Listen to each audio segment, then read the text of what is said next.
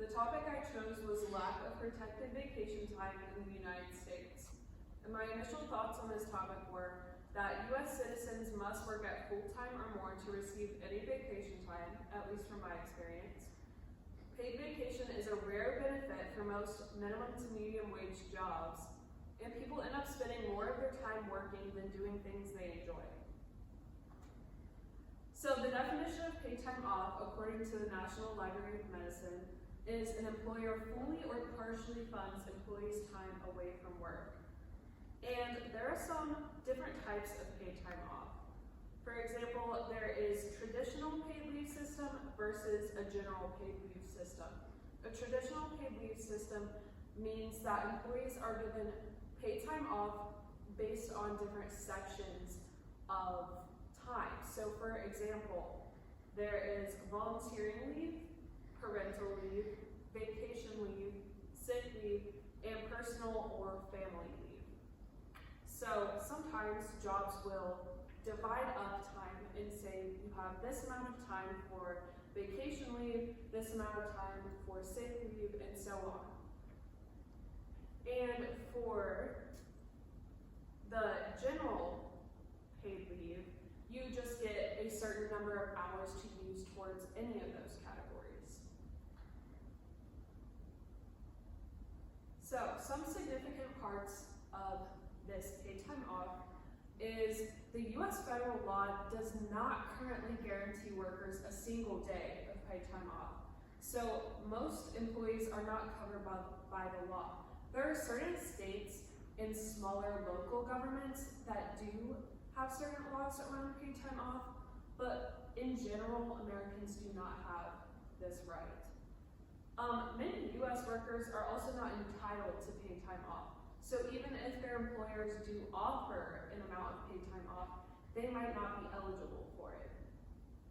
And then there's also an imbalance of paid time off across different areas of work. So our problem is a lack of paid time off contributes to a higher turnover rate for employers, as well as a less productive work environment. Workers need paid time off in order to confidently create a work-life balance and benefit their overall well-being. So, according to the National Library of Medicine, positive effects toward worker productivity, morale, job satisfaction, and reduced job turnover were in fact seen across multiple studies of whether workers were given paid time off or not. But another thing that you have to keep in mind with paid time off is that a lot of workers who do not have paid time off, or who do have paid time off, do not use their paid time off.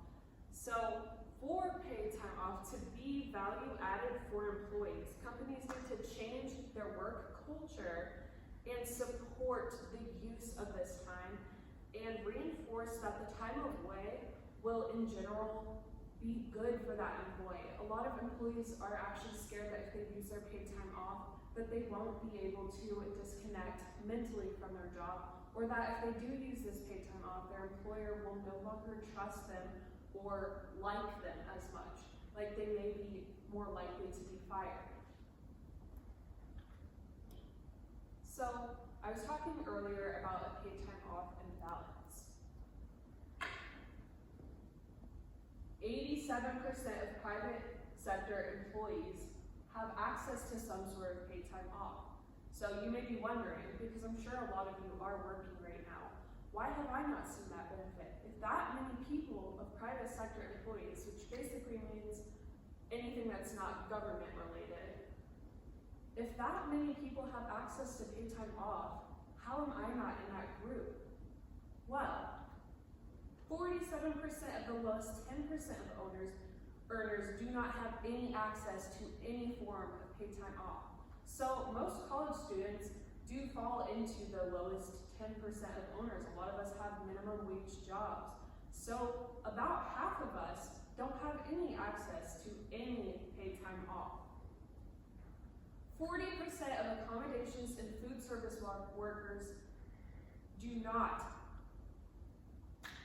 or do have paid time off. So 60% of them do not. 42% of leisure and hospitality workers have paid time off. So again, that's almost 60% of them that do not have paid time off. So where is this number, 87% of private employees, coming from? 98% of finance and insurance workers have paid time off. So based on your job, even if you're getting paid similarly to somebody in finance or in insurance, they are so much more likely to have benefits that you do not have. And that is a very unfair thing.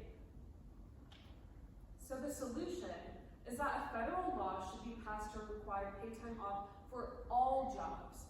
Minimum wage, medium wage, high-paying jobs, they should all require paid time off of some sort. And so, what I found is that according to the U.S. Bureau of Labor Statistics, most private sector employees receive more paid time off, the ones that do receive paid time off. They usually receive more of it with the longer they've worked with a company.